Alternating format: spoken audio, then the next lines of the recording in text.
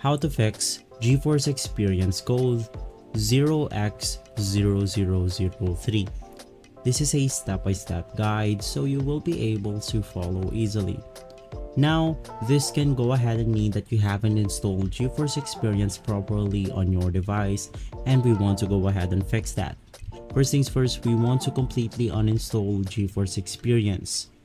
You can go ahead and do that by searching for Add or Remove Programs, and you want to click on this button right here.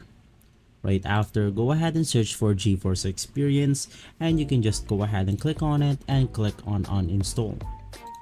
Right after uninstalling the application, you can just search for Install GeForce Experience on your browser. In my case, I'm using my Opera right here, so I'll just go ahead and click on the official website, which is nvidia.com GeForce download. From here, you can just go ahead and click on the accept cookies or reject if you want to. But basically, once inside, you have the latest version of GeForce Experience right here. Go ahead and click on download, install the application, and you should be good to go. If this video has been helpful for you, please consider by liking and subscribing.